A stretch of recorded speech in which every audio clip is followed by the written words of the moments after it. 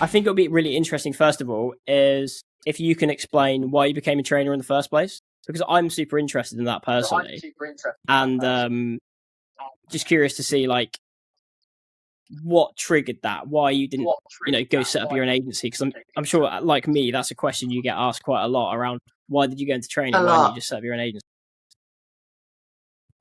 I think at the time I wanted to stay in the recruitment industry, but I wanted to do something different. And I think I felt like if I go and set up an agency, I obviously at the time I felt like I'd need to be quite hands on from the start. It would be a small business. I'm going to be feeling like I'm still doing a very similar thing, obviously with the added responsibility of having a business. And I just kind of felt like I want to do something a bit different. And I was doing a coaching diploma at the time. And I'd obviously done a bit of training and development with the candidates I was working with because I was running an academy within the agency. So, and I loved it. Like, I absolutely loved watching them develop and doing the coaching diploma. I felt, well, I can marry these two things together and make a business around training and coaching. And I think I just thought if I want to do an agency in the future, I can do it in the future. But right now, this feels like the right thing for me to do. Mm. So, what was that first like? The first like 6 months as a trainer. Then what was that like? Like in terms of stepping away from the tools. First of all, that must have been weird. It was weird for me personally. Like for me as well. Like initially, it felt like I was on holiday, and then I was like, oh, I'm not actually doing recruitment again. I'm just teaching people from now on. And then how did you find like teaching other teams and building your coaching business? Well, it was quite exciting because my first official day, we were in lockdown. So it's the second big wave, Christmas time. So, and I had COVID. I wasn't unwell from it or anything, but I was like housebound. So, um, in a really weird way, it just felt very exciting because the challenge of like managing lockdown again, and then this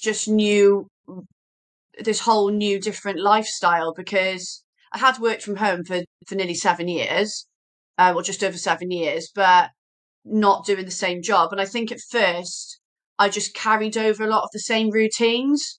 So I started work at the same time. I finished work at the same time as my old job. I took my lunch time at the same time.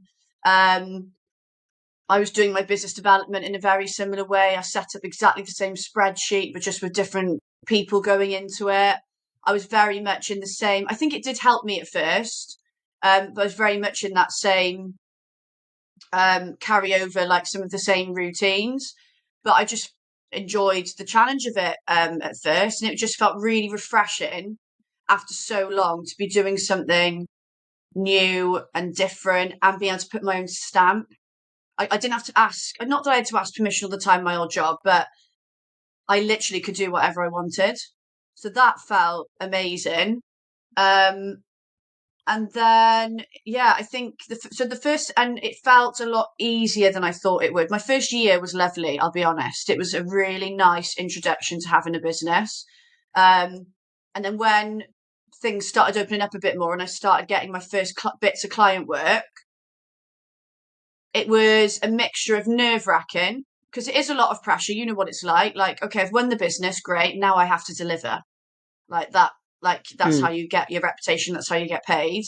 Um, and I think my first face to face bit of work, which was in the July, I had I think 4 trainees in the group, and just that realization of like effectively I am now a teacher, and just dealing with that pressure because I always wanted to do a very good job. But yeah, on the most part, it was just so nice to be doing something different, refreshing. I started off doing a 4.5 day week, so that was nice. But I did have to break out of some of the regimented, you must do 9 hours of work a day to be a full day of work, and you must start at this time and finish at this time. That was quite hard. I reckon I only broke out of that properly end of last year. It was really Mm. hard letting go of that. Yeah, it's it is a weird one because it's just how I personally still get it now. Like my brain, it always reverts back to have I done a 9 to 5 or a 10 to 6. So Yeah. like how do you work then? Like how do you structure your day and how do you manage your time? So for me, I try now to listen more to my body because when I was in recruitment, I didn't. And I think sometimes that feeling of like being exhausted and stressed, I wore it as like a medal of honor. Like I've worked really hard this week. Um, so I kind of used those feelings as like proof I'd worked enough. And that's what I started doing at the start of the business. And that was one of the reasons why I set the business up was to have a better kind of work life balance. So now, yeah, I kind of try and go, I don't time block so much. So I will put tasks in my diary by priority. Um, if I finish those things and it's 3 o'clock, I finish those things. Now, if I feel like I can do more and I want to do more, I might go to the gym for a bit, come back and do something else. But if I feel like, do you know what, I feel really exhausted from that, I'm not going to do anything after the gym.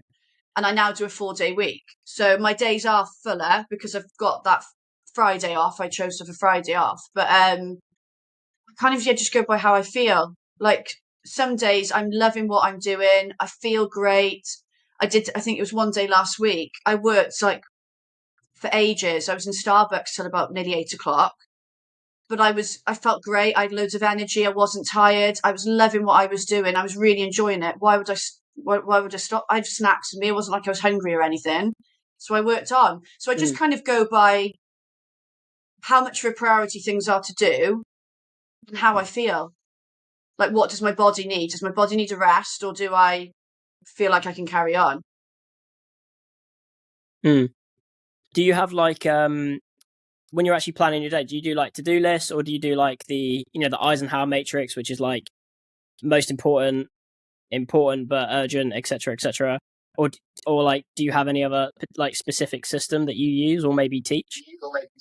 So what I tend to do, well, when I teach other people, a lot of the time, we'll go through kind of like how you could literally, when I was in recruitment, I had stuff in my diary, but I had like a to-do list. I'd write everything out I needed to do. Obviously, things get added through the day, and I would work at the priority level, and sometimes that would change throughout the day. So I could have been doing one thing, something new comes in, that goes straight to the top, right? Drop that, do that instead. Um, I've taken out a similar thing that I taught to the consultants I train out of Stephen Covey's Habits of Highly Effective People. It's similar matrix, like a time management matrix. That tends to work quite well for people because they like having the boxes and, again, reevaluating it throughout the day. But for my own diary, I plan every Thursday before I finish. I plan my next week. Anything that's time blocked, usually meetings. Obviously, if I'm going in and training with a client, I could be there 8 till 4 or 9 till 5, and that is very structured around their working hours. Then I stay till 5, even if I feel exhausted at 3. That's not up to me. That's up to the client. But the days I'm at home, Mm. I'll just add the tasks in of the things I know I need to do on certain days or want to do, and then when the day comes, I'll base it then on the priority level of what order I do it in, and I'll just move the task up and down in the diary as of when it needs to be. Um, so, for example, like every Monday morning, I check my content calendar every morning, but I need to get over. I do a weekly email mailer. I need to get that information over to my virtual assistant so he's got time to prep it for Wednesday. So every Monday morning, I get that out of the way. I don't particularly enjoy doing it, but it needs to be done because he needs time to prep it. If I've got my LinkedIn Live, I need to make sure the following week I've got to write the promotional material for it. I get that done on a Monday morning because, again, it needs to be prepped in time and I don't really like doing it. So if it's done and out of the way, I can crack on with all the other things in the day. So I just but I always plan the week before. I don't go into the week thinking, I don't want Monday morning to be wasted by thinking, right, what am I going to do this week? What am I going to do today? It's already set out. So I come into Monday and I can just crack on, basically. Mm. Yeah, you seem very disciplined, which is, I think, a big thing, especially when you're setting up your own business. With Yeah. like with like young recruiters, people who like, maybe just finished their degree or maybe haven't even got that, they've just come from like a sales job or whatever. Yeah. Do you feel like you can teach discipline, or is it something that has to come from within them? Like they need to want it and therefore implement discipline themselves? Well, some people are naturally very disciplined. So I always have been in my adult life anyway. Wouldn't say like I was maybe as a younger teenager or anything. Um, so for me, it comes quite naturally. For others, it's a learned behavior. They have to kind of get their head around. I think with newbies, first day, first week, I lay out the expectations of them and this job because it is hard. It's not an easy job and they need to understand. And some of these expectations will come from their employer because you know what it's like. Different agencies have slightly different expectations, but it's making them aware of the types of discipline they will need. And okay, some people will grab hold of that and find it easier. Others will need to be manage manage how they cope with being disciplined a bit better.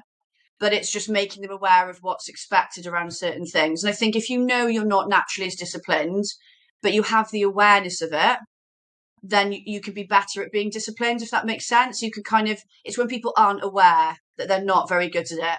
But that's why I'm there, is to help them have that awareness and then create some activities, tasks, or whatever that will help them manage the fact that they're not as disciplined. It's not to say they will ever be as disciplined as others in the room. That doesn't matter. They don't need to be, but it's just having certain things that they know, well, this needs to happen. But, I'd say things like just being a bit organised about how you manage your day and not just going with the ebbs and flows of it. You do need to do in recruitment because you know what it's like. The day will go, you're at 5 o'clock and you're like, what have I done today?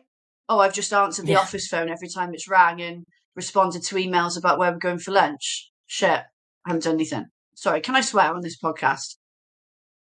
You can swear however the fuck you want, Kate. Like. That's fine. I've been holding it back a little bit, but I'll just let it run free. So, No. Yeah, I think there's certain things that in my opinion, you need to be disciplined about. And that's what I try and teach the people that I train. So they're getting it instilled. It's creating a positive positive habits, isn't it? Basically, that's what I try and do from day one of the training, so they can just manage it a little bit better. Yeah, this is something that I'm super interested in because when I was in sales and my early days in recruitment, I feel like I wish someone would have taught me this element of the job, because I remember being like 6 months into a field sales exec job. It was like my first like suit and tie corporate job. I had a company car, thought I'd made it, sort of thing. I was like proper adult, and I didn't last long. I got fired after 9 months. But looking back, like one of the things I realized was I had absolutely no structure, no organization, no system in place. I remember my sales director coming in and he had to explain to me how to like use a to-do list, which sounds so stupid, I know, but I really didn't know what was expected of me. I didn't know, I didn't have a barometer, I didn't have any experience. So, some people might have naturally felt, 100 outbound calls is a good day, and some people might feel 15 outbound calls is a good day. But without someone telling you that, and then like laying out how to actually prioritize stuff, I think people like me were just naturally scatterbrained, and we need that system. And it doesn't matter like how good of a recruiter you are, how good of a salesperson you are. It's tough, isn't it? Do you find that being like a common issue with like what separates those who make it in that first year and those who don't? It's funny because I've literally just finished. I'm doing it is a presentation, but it's more of a talk tomorrow for a recruitment industry group around bringing trainees in, how to help them thrive and survive. And this is one of the things that I talk about, is that kind of induction training. I separate induction and training periods, but is the fact that people don't know what they don't know. And where it goes so wrong is that they bring in these trainees and they expect them to just be good at the job and learn on the job. And they get frustrated when they don't know how to make a to-do list or do all these things. And it's like, well, hold on a second. But they're not psychic.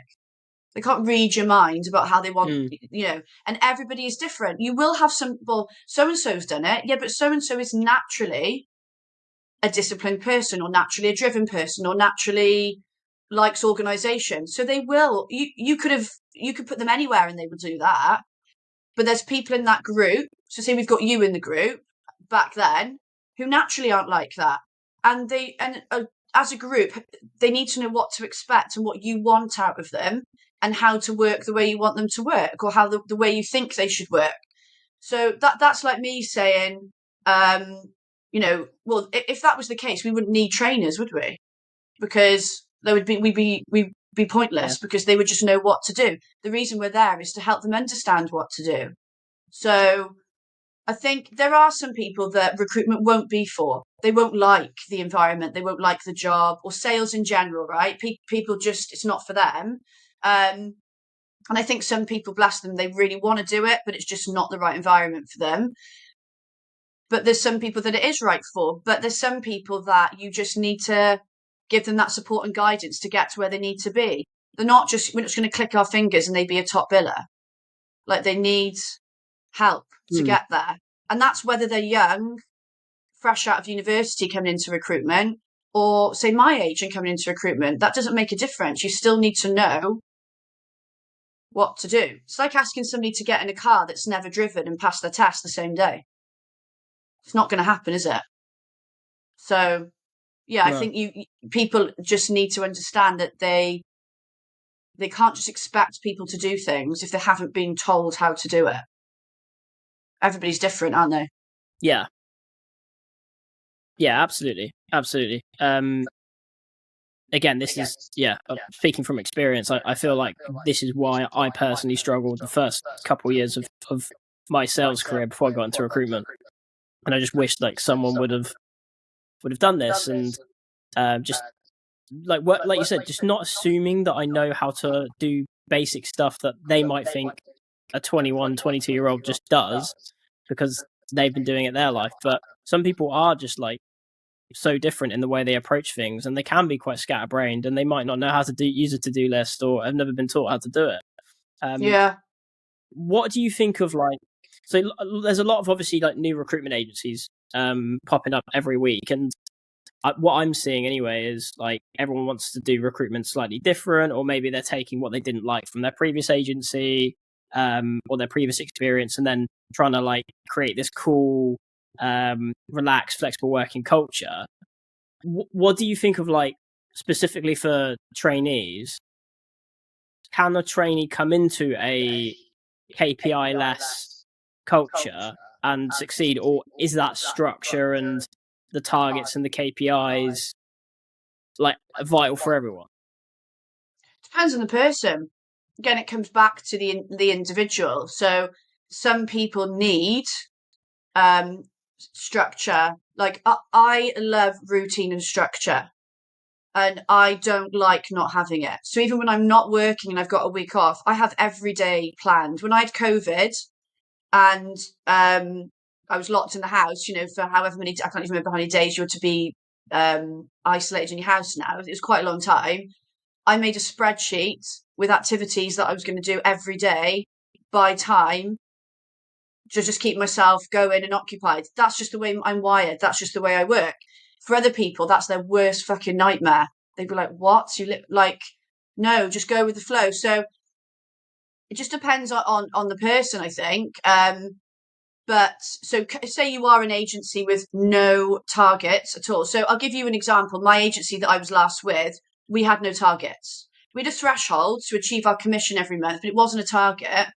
It was just to cover our desk and that was that.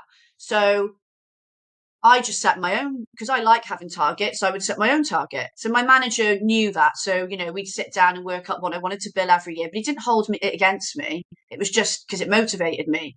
When we took on a newbie that I was managing, we realised quite quickly that he was somebody that needed a little bit of guidance and structure. And just disclaimer, I was a shit manager because I just didn't know what I was doing, and I was still billing, so I didn't. All I cared about was my own work. But we realised quite quickly with my manager, he needed that structure. So we gave him little metrics to help him measure his activity, because he didn't really understand the output that was needed to get the results that we needed him to get. But the agency as a whole didn't have any targets. It was just, we did it to help support him because he as a person needed it. And when we put them in, he liked it. It wasn't like it scared him and he didn't like the pressure of it. He really liked the security it gave him of knowing, oh, right, okay, I'm doing the right things now to get to where I need to go. So I think it kind of just depends on the person. I think you've just got to be flexible in that if you are one of those newer agencies, you don't have any targets, but you bring someone in that could be experienced, doesn't matter, and they like having them, give them to them. If they like having it and it motivates them, why not? If they're going to achieve more, I think just base it on the tailor it to each individual, really. Yeah. I remember we had someone, because we were trying to like operate as like quite a flexible culture, and we all hated KPIs, but I feel like people, when they think of KPIs, they don't hate KPIs, but there's like a stigma attached to it, isn't it? KPIs. It's like this dirty word in recruitment, because people always associate it with like 2 hours on the phone, 5 CVs a day, no matter what, regardless of context, blanket stuff. And it's funny because I was of that kind of way of thinking, because that's what I thought KPIs were. And then we had someone join who absolutely needed targets, because without targets, they were like me when I was younger. Like, they really didn't understand what a good day was. Yeah. Like, they might have had an amazing day with loads of activity, loads of conversations, but they were like, I need a yardstick, I need a barometer to like judge this against every day. Otherwise, I'm just sort of like, out in space without any sort of like context to see where if I've moved or not. What do you think as well of, because you mentioned it earlier that you do a 4-day work, 4.5 days, did you say? Or I started on 4.5 days, which never ended up being 4.5 days, so I'd work over. And then as of literally January this year, I went down to a flat 4-day week. So this has obviously been quite a big discussion on LinkedIn for the last 18 months with all the studies and everything coming out. What's your thoughts on 4-day work weeks in recruitment and recruitment agencies? I think it works. I've got a client that does it. Works amazingly. They all do really, really well. It hasn't affected their figures. The business is growing. I haven't seen it. I've had my best year this year. I've already beaten my figures for last year. My end of the year is November, working less days. And I haven't gone and my clients the same. They haven't added extra hours to other days to accommodate. I haven't either. I thought, oh God, I'm going to end up doing really long days now. Like, bearing in mind, those 4 days, sometimes 2 of those days, like the last 3 months, 2 of those days, I haven't even been at home. I've been with clients. And either side of I've got travelling. So can you imagine how condensed my time is? I know I'm on the train, but you can't work as effectively on the train. And I get everything done. You've just got to be... my business is different. I think if you're doing it in recruitment, you've obviously got to make sure that with the days off, you couldn't give everybody the same day off, because you won't have all your staffing, will you? So it's making sure the days off work for people and the business, basically. But yeah, I think it's totally doable. I just think we've got this old school like perception sometimes that like, well, you've got, obviously, if you're not in this 5 days, you won't be able to earn as much. And how will the business grow? And, people are proving already. I'm sure that there's more agencies doing 4-day weeks. They wouldn't be carrying it on if it wasn't working. I just think it's a nerve. I was nervous when I went down to 4 days. Like, I was like, oh God, what's this going to like? And should I have as many days? Not that I have loads of holidays anyway, but it's nerve wracking. But I've had a really good reaction to it. In fact, the client I won that is a 4-day week client, I won because they saw me post partly because they saw me post about a 4-day week and they were like, "Oh, she shares the same values as us," So I think it's totally doable, totally doable. It's just changing your mindset around it. And I just think try it. And if it doesn't work for your business, you can always go back to 5, can't you? It's not that gave me comfort knowing that in that, right, if I try it doesn't work, I'll just go back to 4.5 days. It's not a big deal. So on that point, because I had a lot of discussions early this year about 4-day work weeks with directors of recruitment agencies. I did a few posts about it. As you can imagine, quite a mixed response. My thing is, right, so the studies are coming out saying it's working. In fact, it's actually, in a lot of cases, actually improves billings, but also it's easier to attract staff. Morale obviously goes up. People feel a bit more valued, etc., etc., etc. The ones who are doing it, I'm yet to come across anyone who said we did it, it didn't work, we went back to 5 days. And then the ones who won't do it, their argument is, if it doesn't work, we can't then go back to 5 days because everyone's gonna like already love the 4-day work week, if that makes sense. So yeah, like that they're a bit scared of sort of giving giving them a taste of it and then losing their staff. But I think this is my opinion, right? So I think recruitment's going to be changing a fair amount in the next couple of years in terms of the working schedules. I think with all these new agencies popping up and they're trying to do things differently, they are trying to do like 4-day work.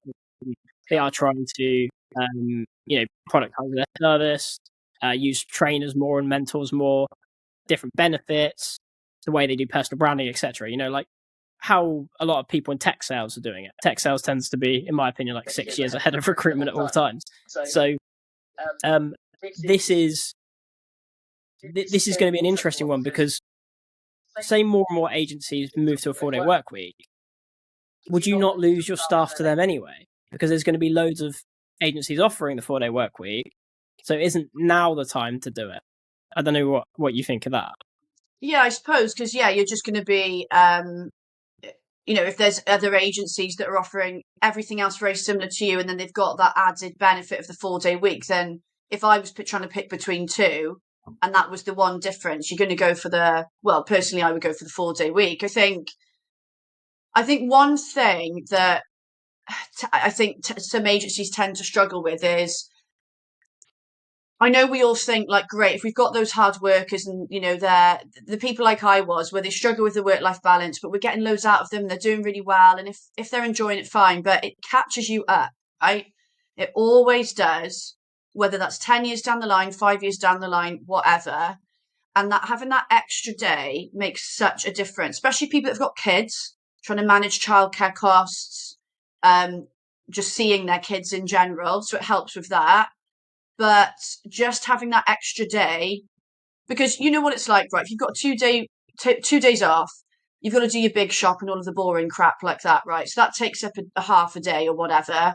Your weekend flies by, whereas if you've got that extra day, you can get stuff done and then free up your other days to have fun, relax, and come back to work on top form and perform much better.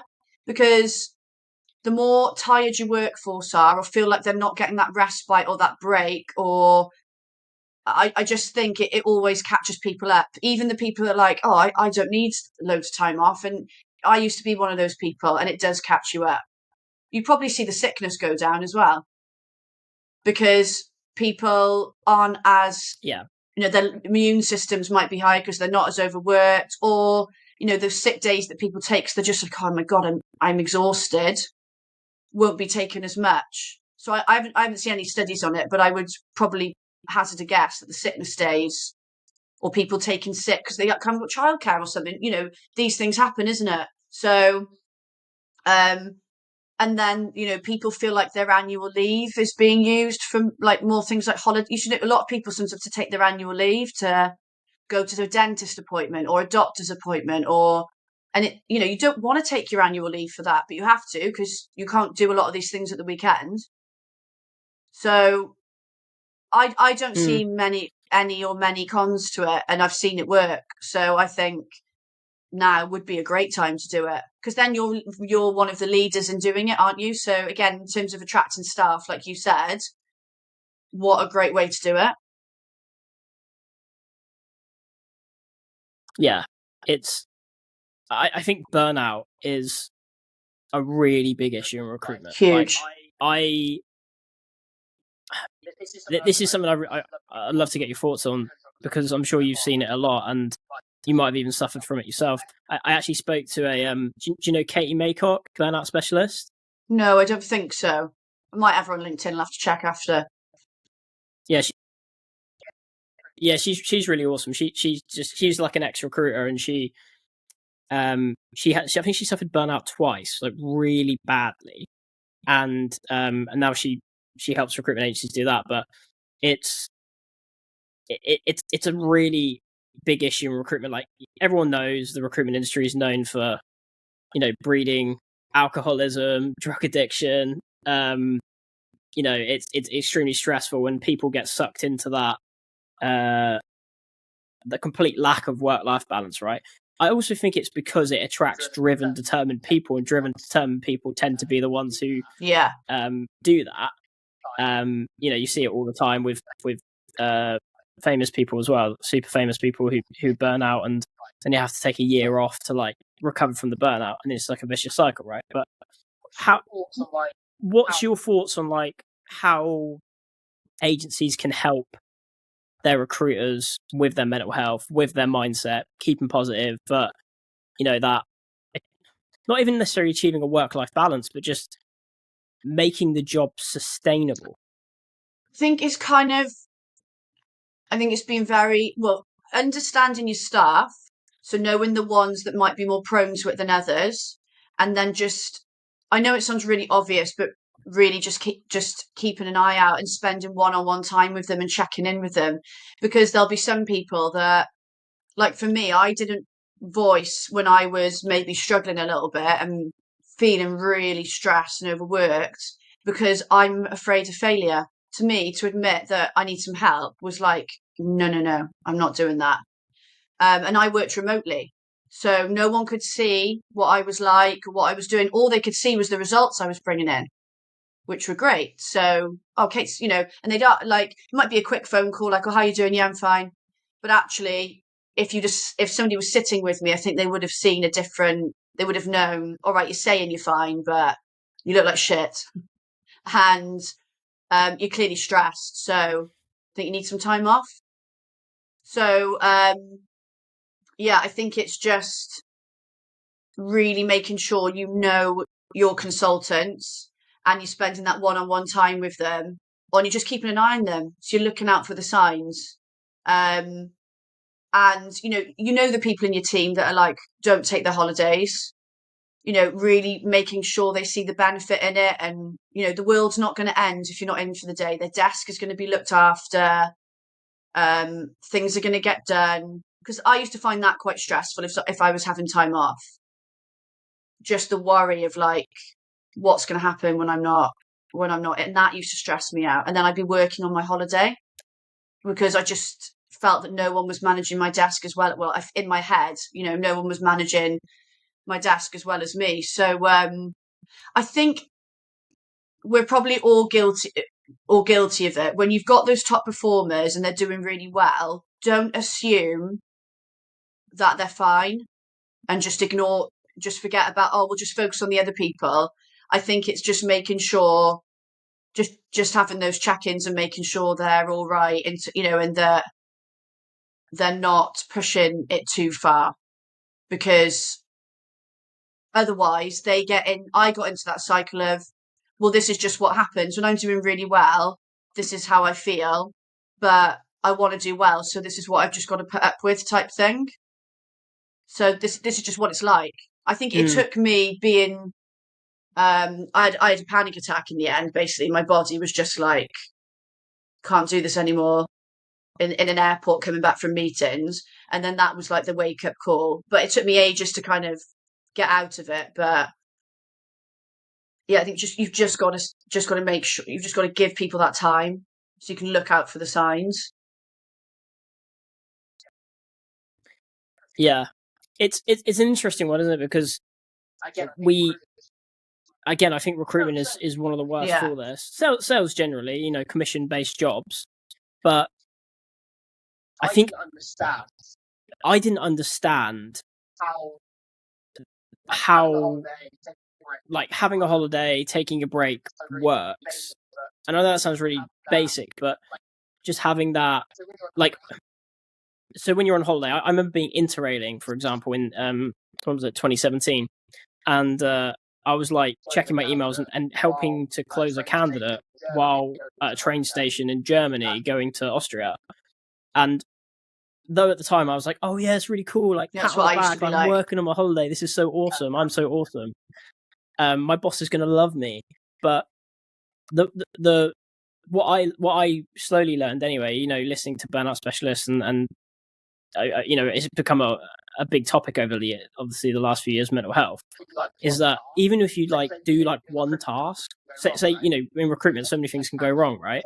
And a candidate fails their interview, you check your email 9 o'clock in the morning, you're on a beach, check your email, oh, he or she's failed the interview, I really needed that to go in.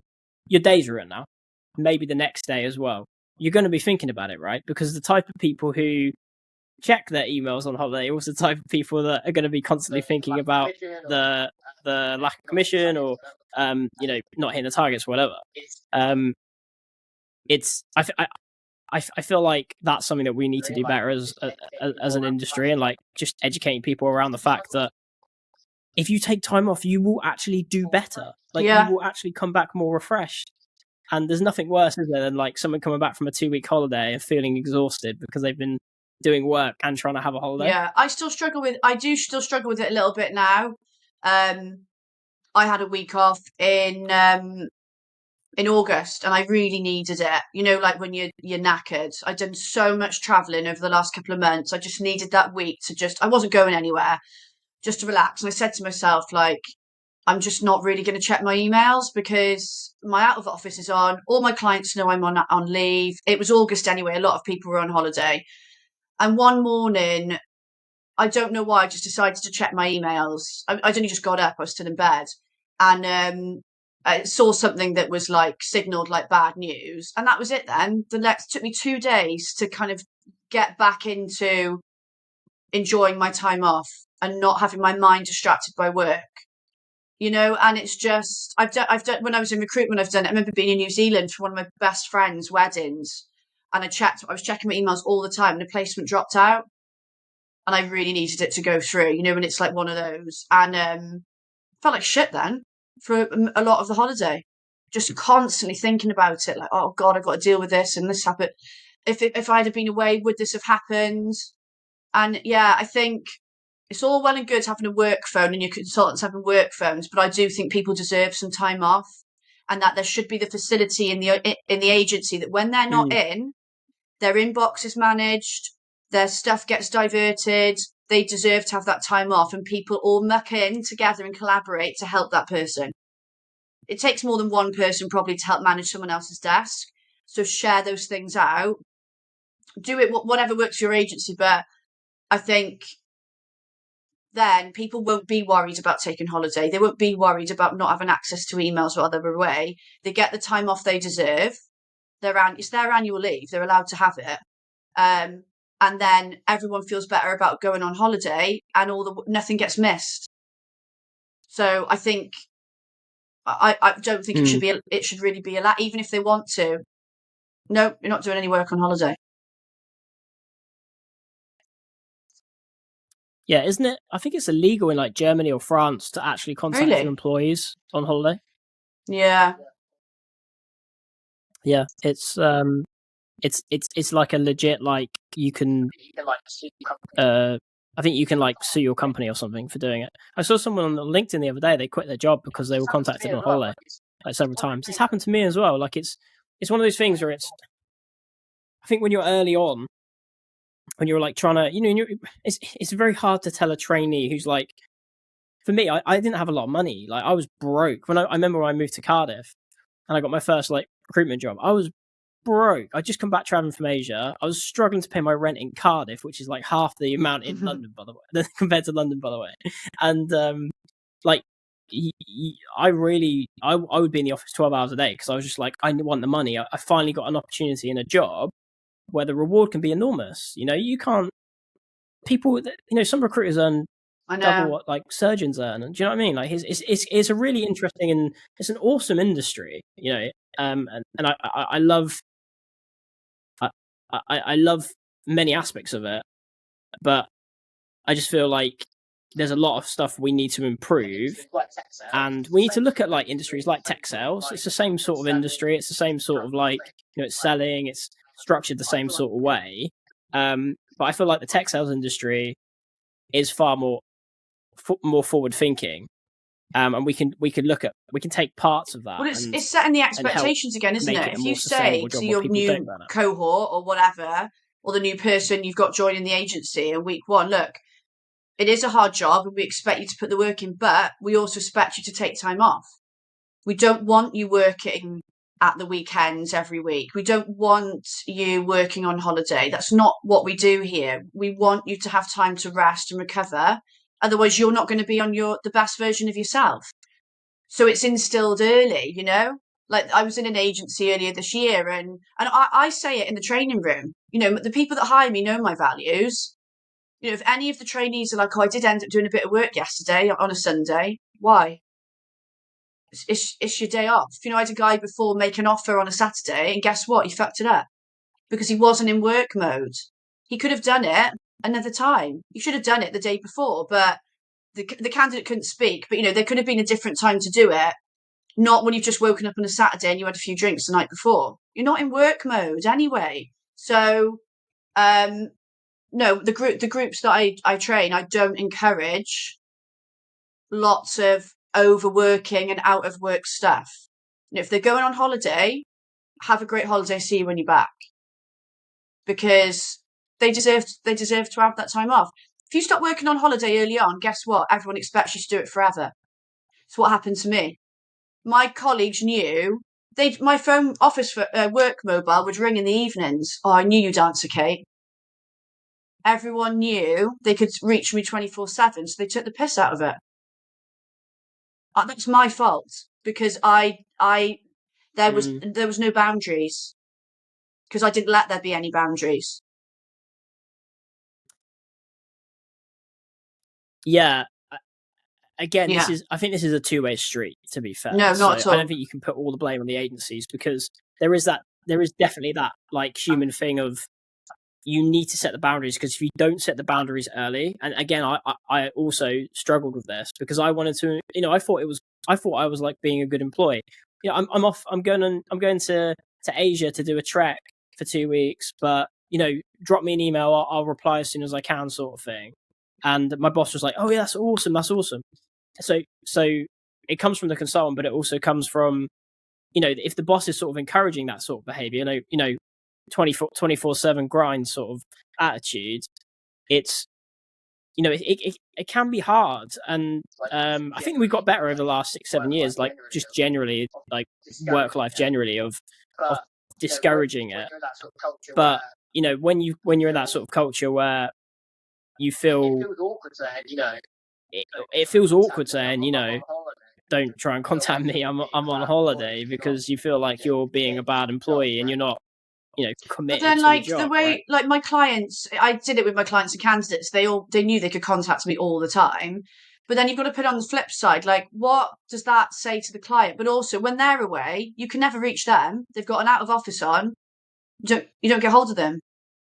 So why would they think any Mm, differently of you doing it? And it's managing the time yeah. around it. Right, I'm going to go on annual leave in 2 weeks for a week. So before I go, what do we need to round off? What do I need to deal with for you? Because there will be somebody covering my desk, but I am not going to be available. So it's just, you know, again, setting a boundary and an Yeah. expectation and then managing around it. But yeah, it's definitely a two-way street. Definitely.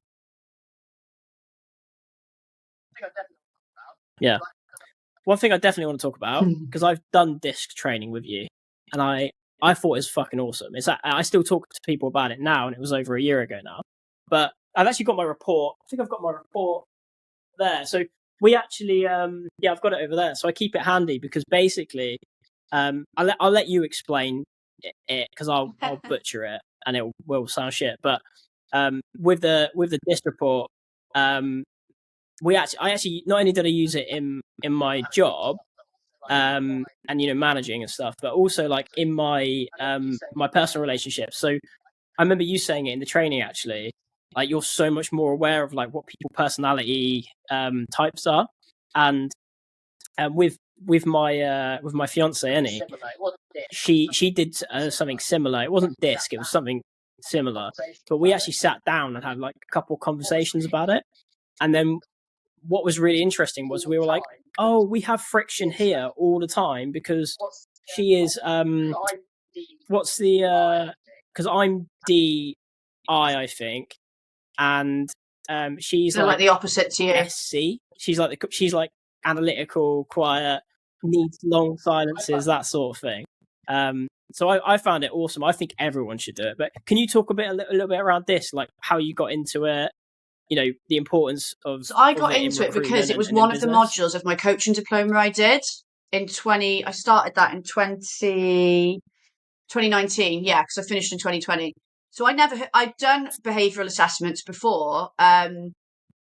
Just from, I mean, we did Insight to my old agency in my first month or two, I think. I'd done Myers-Briggs, I'd done Thomason's, I'd done quite a few. I've always loved stuff like that. So it's one of my modules, and we did, as part of it, we had to take it ourselves, and then we went so we could understand it a bit better and go through the module and everything like that. And I thought before I did it, I had a pretty good understanding of who I was, but I think there was parts of me that I didn't quite understand, and I think I tried to fight against it. So there's part of me that is very outgoing, confident. Like put me in a room with people, I don't care, and I'm very comfortable to be around, just talk naturally and be who I want to be. But then there's part of me that sometimes can be quite introverted, and I love my own company. Like lockdown for me, people felt sorry for me because I live on my own, and I was like, I feel sorry for you. Like I loved it. I love reading, going for walks on my own. I do a lot of things on my own. And I think I tried to fight against the introverted side of me because I felt like, yeah, but you're outgoing. You're not introverted. And then when I did got my disc report back, so I'm a DC. So just in a nutshell, Ds are very outgoing. Cs are more, introverted sometimes, I would say, but they like to reflect and have time on their own and not too hectic environments sometimes. So there's the flip side.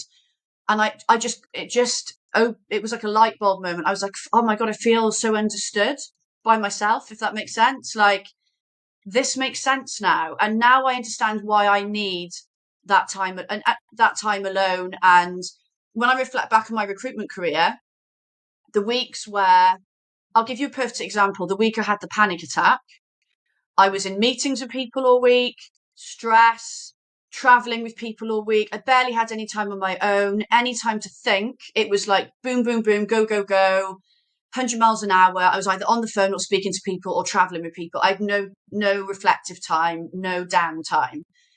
And then I had that panic attack. And I know now I need that balance. That's what I need to be okay, to be good in myself. So it just opened up a whole, and then I knew, then I was like, oh my God, I need to take this further. I need to do the extra qualifications, because I could see how, I thought, if I knew this when I was a consultant, I would have billed more, 1,000,000%, because I could have adapted to my candidates, to my clients. I could have worked better with my colleagues. Like, I was a nightmare for my manager to manage. A nightmare.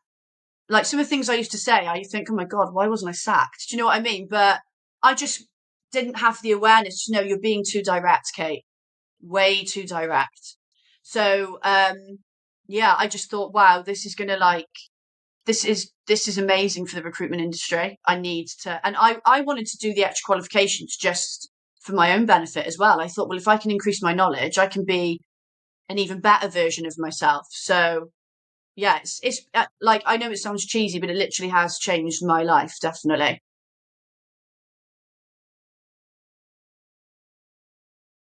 Yeah, for sure. It's I yeah, I was definitely like interested in it, but having like actually done it, because I sort of heard of these personality tests and stuff, but having actually sat down and done it, and then um, I think for me, like I remember you gave me the report, you printed off the report, and I was reading through it, and I was like, oh my god, this is like my life. Yeah.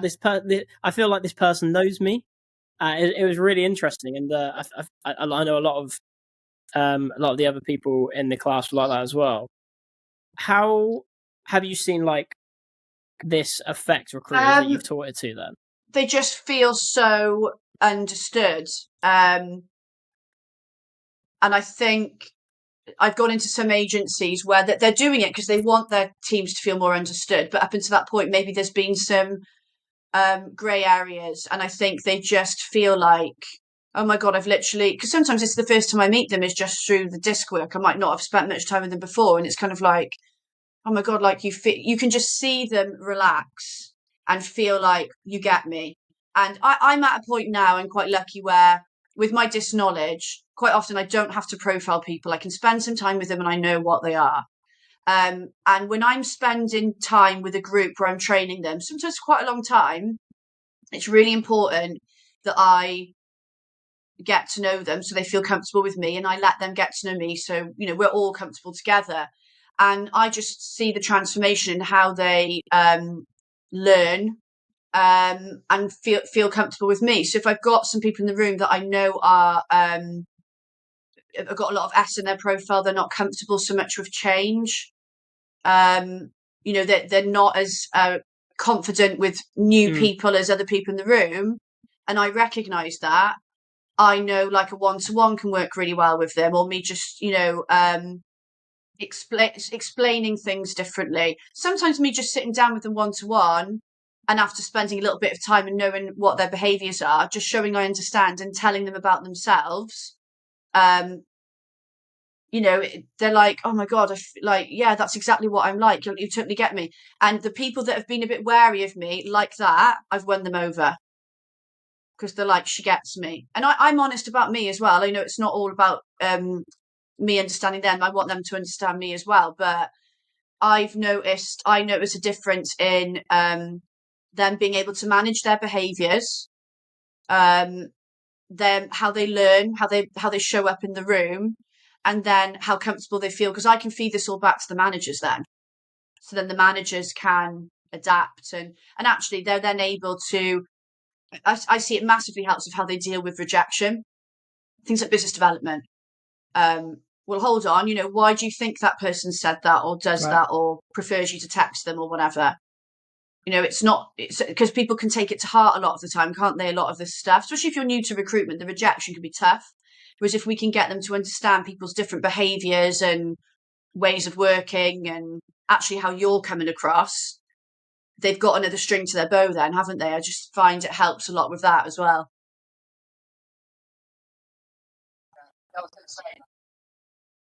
Yeah, I was going to say, like, big part of selling is understanding where your prospects are coming from, right? Where your clients are coming from and their situation, and being able to understand their personality type and how you should present information to them, how you should communicate with them is so vital. And I think having done it as well, I think if you make that if the way you sell and the way you do your job will change massively, especially even like with candidates as well. Like, we all know that stereotypically candidates in different markets react differently. So, if you're working in tech compared to say sales, and you're speaking to an SDR versus a software engineer, there can be a massive difference in personality there. They can be two completely different ends of the spectrum, and doing stuff like this is extremely helpful. Just to finish this off, because just wary of time, but I've got two questions for you. So, what, in your opinion, makes a good recruiter? And with AI and everything, and all the stuff we've discussed around like 4-day work weeks and that sort of stuff, where do you see recruitment going? What does it makes a great recruiter? Honestly, I think a lot of it is about your attitude. Because we've all seen those people that, like, on paper, you'd think like they'll be amazing. But I think it definitely is your attitude to what you do. Your attitude to the job, how you work, your colleagues, your clients, your candidates.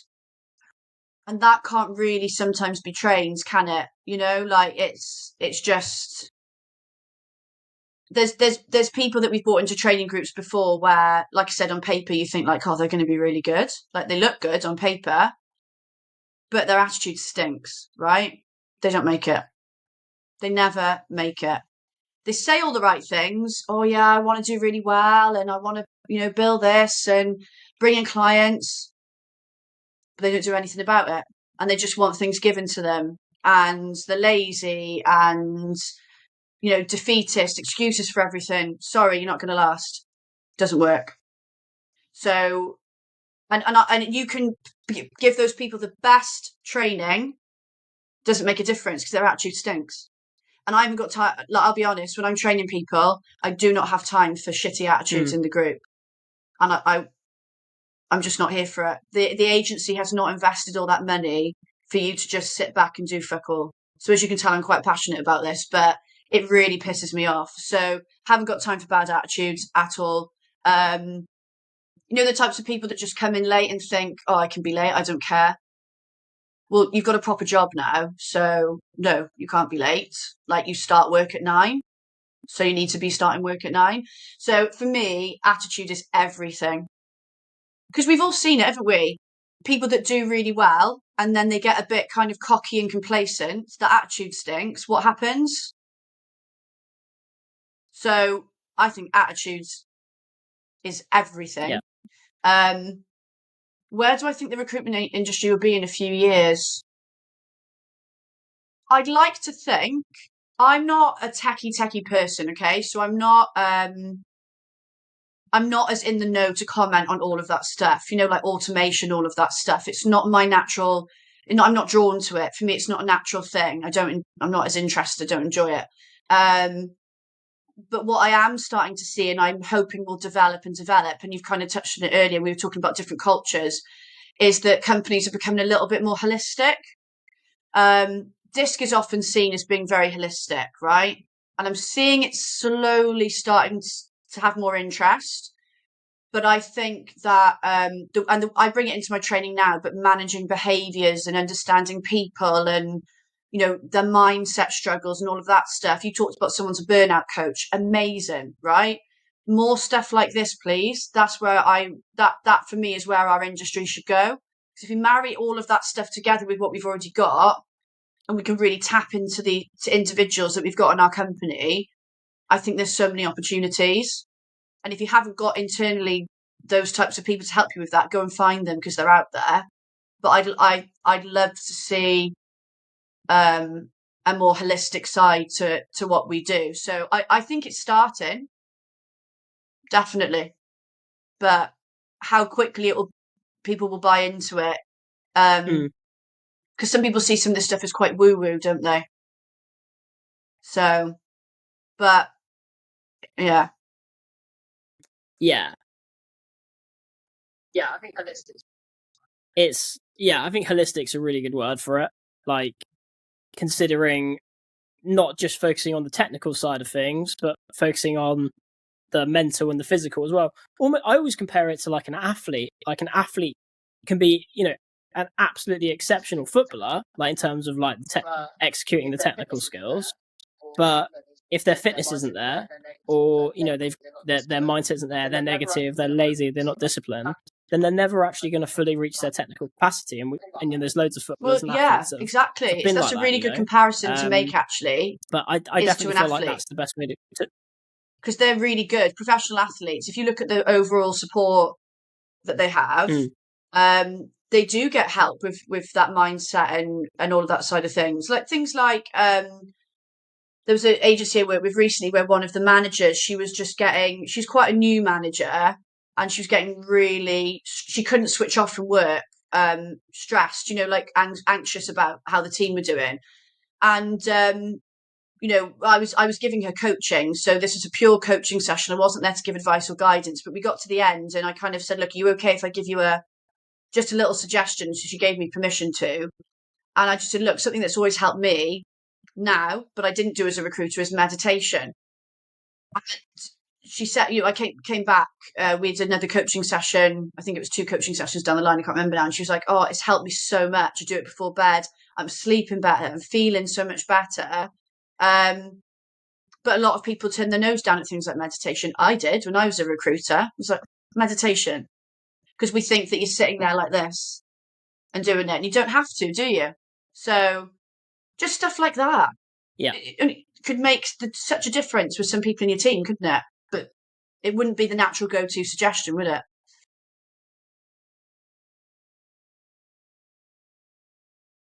Yeah, I'm a big fan of meditation. I was the same. I thought it was like some yoga stuff, but it's when I started doing it, it's just it allows you to be very aware of like where you are, and a lot of people as well think that the point of it is without going down a meditation rabbit hole, but they think, oh, you're meant to try and like block out thoughts, but actually it's allowing those thoughts to come in and then go out, and just being aware of what yeah, this is a thing. I used to get really competitive with meditation because I was like, oh, I can't have any thoughts, go, and I was just like really tense, like trying to keep these thoughts out and then getting frustrated. But I definitely feel like stuff like that for sure is it's building the whole package. You're not just focusing on the ability to source and ability to sell and the hard work aspect. You're also focusing on the mindset, the physical side of things, etc.